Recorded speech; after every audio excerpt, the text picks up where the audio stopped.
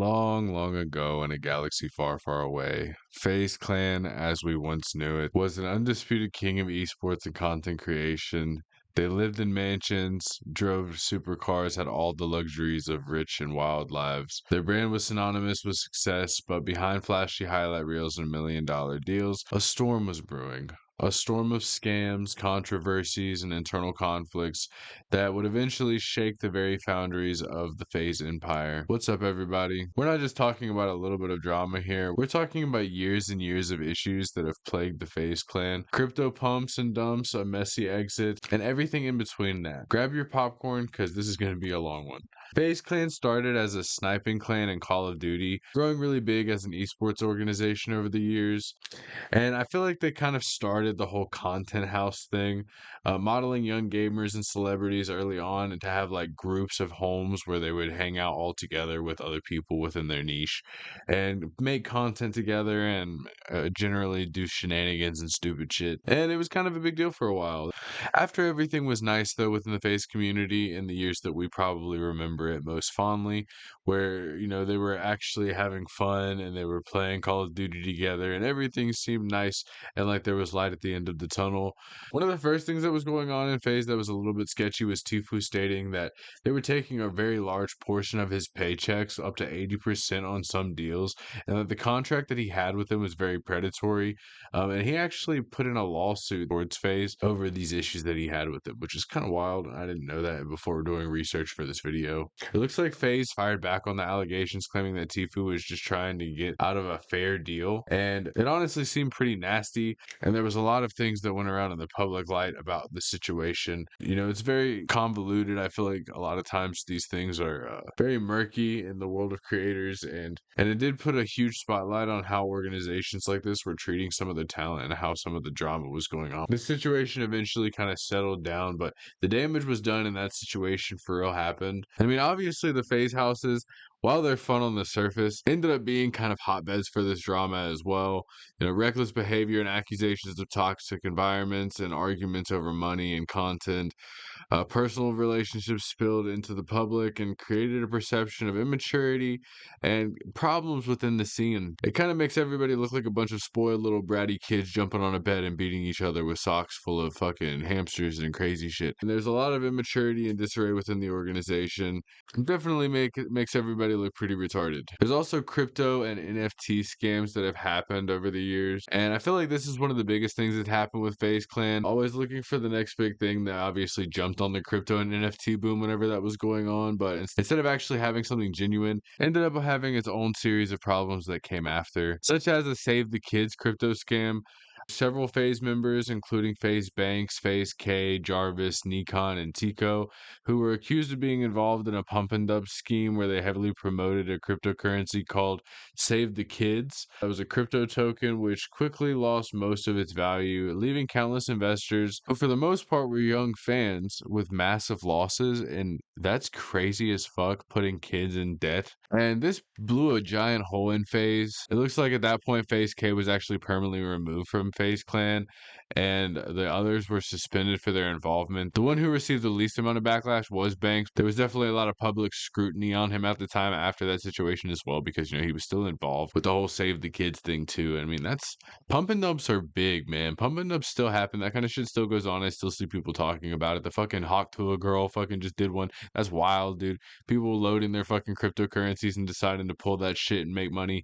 People are so shady, dude. I would never trust that shit. Don't ever trust that shit, bro. If I come out with a cryptocurrency tomorrow, don't even trust me doing it. That is insane. Not long after that came the FaZe Banks and the bankroll NFT controversy. We can't forget whenever Banks actually came out with his own NFT called Bankroll. That was a project that he had started as an NFT currency, which quickly faced its own accusations of being a pump and dump as well. Investors lost money and the project was heavily criticized for its lack of utility and transparency. And it really looked like it was all meant for FaZe to walk home with a big bag of money, which would end up leaving anybody not involved in FaZe kind of hurting. After those flops happened with members of FaZe inside of the community itself, we had FaZe itself into the NFT space, which largely flopped. Their attempts to integrate NFTs into their brand were met with skepticism and often failed to gain traction, which obviously made everybody not trust them even more. And then, of course, we come to a lot of the internal conflicts With all of the outside controversies that were happening with FaZe and the NFTs and the issues that they were facing, everything internal seemed to implode on itself too. It seemed like the structure of FaZe began to buckle and high-profile members started to leave, often seeming kind of bitter towards everybody involved with FaZe. Cloaksy and FaZe Censor departed. Both of the streamers who were very prominent in FaZe at one point raised their concerns and frustrations with the organization and its management and talked about how they didn't like the direction everything was heading in. Their exits weren't as legally complex as the shit that happened with Tfue, but it definitely seemed like it was raising a lot of concerns with the discontent among the key talent with inside the community, and it was showing that the people inside of FaZe were not as happy as they seemed from the surface. Then at the end of 2022 and the beginning of 2023, FaZe Adapt and Rain started having drama of their own. FaZe Adapt, one of the founding members of FaZe Clan, made a video where he openly criticized FaZe Clan's management, its corporate structure, and how it had lost its way. Rain also started to have a lot more criticism that he would openly voice on his stream and in videos that he would put on the internet, expressing immense frustration with how the corporate direction and the lack of support for original members and overall scam culture he felt had taken over. I feel like that definitely is something that has become more and more prevalent as time went on, even just on the internet and with creators as a whole. The thing about all these losses, though, is that these weren't just everyday creators that had joined FaZe that were leaving and coming and going. These were core members who had started FaZe and openly lamented its decline. Their frustration was palpable and resonated deeply with longtime fans who had felt the exact same way about the way everything had went. Drama wasn't just in content houses or crypto scams, it extended to the highest levels of the company. They became a publicly traded company on the NASDAQ website. This was supposed to be their crowning achievement, legitimizing them as a major entertainment force. But instead, it was a disaster. The stock plummeted almost immediately. They faced constant financial struggles, failing to meet the revenue targets and burning through cash at an alarming rate. Their valuation dropped from hundreds of millions to a fraction of that. This led to mass layoffs within the organization, a desperate attempt to cut costs, and eventually the ultimate humiliation of being delisted from the NASDAQ website in 2023. They were unable to meet the exchange's minimum bid price requirements, and the fact that they couldn't meet those requirements showed that this was a corporate failure. I feel like in a lot of sense, them trying to be structured and corporate about everything is what led to the disaster, because it sort of goes against what FaZe was all about and the creator first mindset that they were built on, leading to further internal issues and a perceived disconnect from their fan base. If you thought that the drama was over, Christmas 2025 just proved that FaZe Clan as we knew it has officially died. In what can only be described as a mass purge, it started on Christmas Day with FaZe Adapt, who has been with FaZe Clan for 14 years, literally half of his life, posted a heartbreaking farewell saying that it had to be done, but he wasn't alone. Within 48 hours, Jason the Ween, Stable Ronaldo, Lacey, Your Rage, Silky, and FaZe Kassan all announced that they were out. All of this after everything we've talked about, including some allegations that came out a few months ago regarding FaZe Temperrr. But the real nail in the coffin, probably the official owners of FaZe Clan jumping the ship too.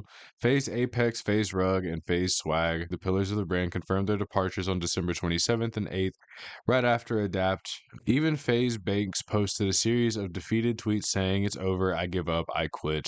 I think that the real question here is why the max exodus of the company? According to reports, negotiations with the new management, Hardscope, and CEO Matt Kalish completely imploded. The streamers claimed that they felt like they were puppets with zero creative control. FaZe has been stripped of what it was before when it came to content first and having a community of creators that were centered around making content for people to enjoy. After those claims, their management fired back, stating that the creators were ungrateful and claiming the old financial model was unstable. As of today, December 31st, 2025, the only major names left are Zuma, Jev, and Scope. FaZe has announced that they are pivoting almost entirely to esports, effectively killing the content house era forever, which may be for the best as these places seem to be a cesspool for drama and a lot of issues that happen within the community, and it kind of makes a weak structure within the internals of FaZe as an organization. It has become personal, legal, and incredibly messy, pretty much fleshing out all of the drama that has been between all of these guys for the past however many years that this has been going on, and as well as some really, really sick and bad things that FaZe Banks has apparently been accused of doing. Which also a few months ago, FaZe Rain was talking about FaZe Temperrr having some pretty heinous allegations against him as well, which is pretty wild in itself. Over the weekend, Banks was blasting former members for being ungrateful. While Banks was blasting former members for being ungrateful, a massive allegation surfaced during a live stream involving Plaqueboy Max, and they were also going back and forth on Twitter. And Plaqueboy Max basically accused Banks of having an inappropriate relationship with Charlie D'Amelio before she turned 18. These claims have spread pretty rapidly. Streamers like Bruce drop him off, weighing in and calling it grooming. Today, Banks finally broke the silence with a pretty lengthy statement, calling the claims disgusting lies and deeply damaging statements. He clarified that he didn't even meet Charlie until April 2024, just weeks before her 20th birthday, so she was 19 whenever they first met. Banks says that a line has been crossed and confirmed that his lawyers are now in contact with Plaqueboy Max's team. Interestingly, Charlie herself responded to this statement with a simple thumbs up emoji on X, which many are stating as her siding with his version of events. Here's why it gets weird. Just today, Banks posted some cryptic updates on Instagram showing himself flying to a remote island, hinted to be an island called St. Bartholomew, with captions suggesting that he might never ever return to the internet after the MLG coin, another crypto scandal earlier this year that forced him to step down as CEO in July. Fans are wondering if this is a permanent exit or just a mental health break and maybe he'll return in the future, but these allegations are fucking insane and I can't imagine that he'll ever live them down. We aren't just watching the roster change, we're watching the final moments of the most iconic brand in history. But they may come back as an esports organization. Anyway, what do you guys think about FaZe's journey? Do you guys think that they can actually ever recover their former glory? And more importantly, do you guys think that you would ever trust them again as an organization? I know that I don't really know if I would trust any organization like this at this point. There's way too many egos in there, I feel like. But let me know what you guys think down below. If you enjoyed the deep dive, let me know in the comments and make sure you like the video, subscribe to the channel, and hit the notification bell so you can see when I go live and actually post videos. Thank you for watching, and I'll see you guys in the next one. Bye bye.